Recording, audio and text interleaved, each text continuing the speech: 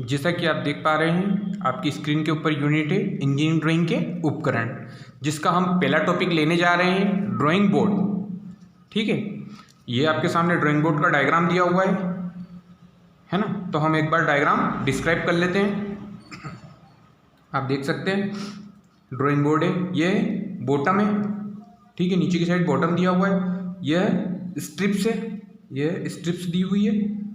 ठीक है, यह बैटन से एबोनी एज है, इधर की साइड क्या दिया हुआ है, एबोनी एज दिया हुआ है। ठीक, अब हम स्टार्ट करते हैं ड्राइंग बोर्ड। ड्राइंग बोर्ड बनाने के लिए मुलायम और उपचारित लकड़ी की पट्टियों का प्रयोग किया जाता है।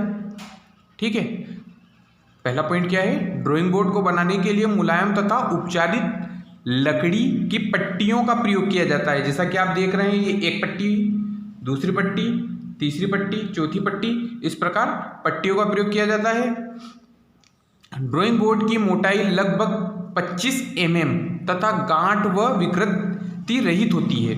मतलब ड्राइंग बोर्ड की जो पट्टियां हैं, है ना, वो गांठ रहित होती है। मतलब जो आपने देखी होगी लकड़ियों में गठाने बन जाती है, वो गठाने नहीं होती है। ठीक है, और इसकी मोटाई कितनी रहती है, 25 mm। फिर नेक्स्ट पॉइंट, ड्राइंग बोर्ड विभिन्न प्रकार की लकड़ियों से बना होता है। यह जो ड्राइंग बोर्ड है यह कई प्रकार की लकड़ियों से बनाया जाता है। उनके नाम दिए हुए चीर, फर, मैसोनाइट, केल, जैतून और ओक। ये सभी प्रकार की लकड़ियां जो है वो मुलायम होती है।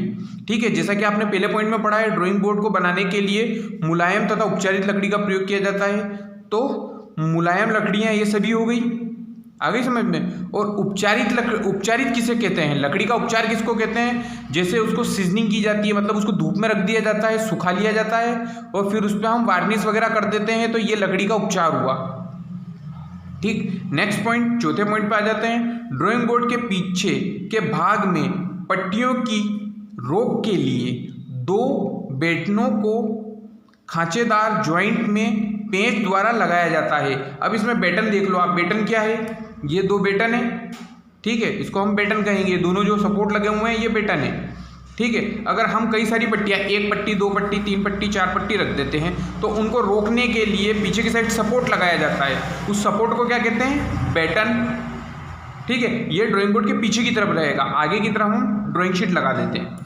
अगला, ड्राइंग बोर्ड को पट्टियों से बनाया जाता है जिससे उसको वातावरण में आर्द्रता के कारण पट्टियों में विस्तार व सिकुड़न से होने वाली विकृति से बचाती है।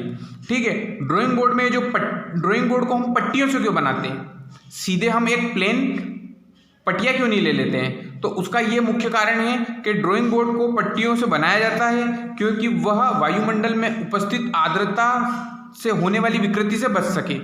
आगे समझ में आपने पढ़ लिया होगा। तो क्या होता है कि जब ये पट्टियां हैं ये नमी को सोखेगी, नमी को सोखने के बाद फूल जाती है बरसात में, तो फूल जाएगी तो ये कुछ दूरी, तो जब आपने देखा होगा कोई भी पटिया, अगर कोई सतह है, अगर वो लकड़ी की बनी हुई है तो वो नमी सोखने के बाद उभार आ जाता है उसकी सतह पे। तो पट्टियां के बीच में हम गैप रखते हैं। ठीक है, जैसे ये दो पट्टियां हो गई, एक ये पट्टी हो गई, एक ये पट्टी हो गई, उसके बीच में अगर 2 mm का गैप है। ठीक है, जैसे कि आप देख सकते हैं एक ये पट्टी हो गई और एक ये पट्टी हो गई। अगर इनके बीच में इतनी गैप है तो उससे क्या होगा, जब ये फूलेगी तो इस गैप को कवर कर लेगी, जिससे क्या होगा, हम विकृति से बच जाएंगे, ड्राइंग बोर्ड हमारा उबड़ खाबड़ होने से बच जाएगा। ठीक है, छोटे किनारे के बाईं तरफ सीधी कठोर लकड़ी का प्रयोग किया जाता है जिसे एबोनी एज कहते हैं।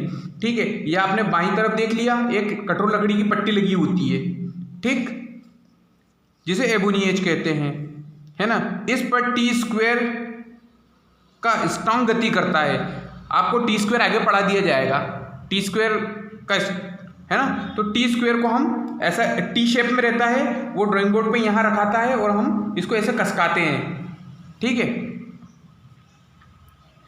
इससे ड्राइंग बोर्ड से लगभग 4 से 5 mm की तरफ रखा जाता है, बाहर की तरफ होती है, बाहर की तरफ रखा जाता है।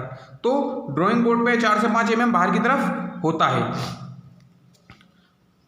ठीक है, अब अगला पॉइंट, ड्राइंग बोर्ड की साइज निम्न प्रकार की होती है। तो ड्राइंग बोर्ड की जो साइज होती है वो कई प्रकार की होती है, कई प्रकार की होती है। D0, D1, D2, D3। तो 1500 गुणित 1000 गुणित 25, 1000 गुणित 700 गुणित 25, 700 गुणित 500 गुणित 15 और 500 गुणित 350 गुणित 15। ये हमारा D0 की साइज हो गई, D1 की साइज हो गई, D2 की साइज हो गई, D3 की साइज हो गई। एक बार और सुन लीजिए, D0 पहला ड्राइंग बोर्ड हुआ, इसकी माप कितनी है, ठीक है, 1500 गुणित 1000 गुणित 25। ये क्या सब mm में है, ठीक है, ये भी mm में है, ठीक है, ये सभी mm में है। ये 1500 गुणित 1000 गुणित 25, 1000 गुणित 700 गुणित 25, 700 गुणित 500 गुणित 15, 500 गुणित 350 गुणित 15, सब mm में है। आगे आपके समझ में? इस प्रकार हमारा यह ड्राइंग बोर्ड का टॉपिक कंप्लीट हुआ। आपकी स्क्रीन के ऊपर पूरी थ्योरी दी हुई है, आप एक बार इसको ढंग से स्टडी कर लीजिएगा। मैंने आपको सब समझा दिया।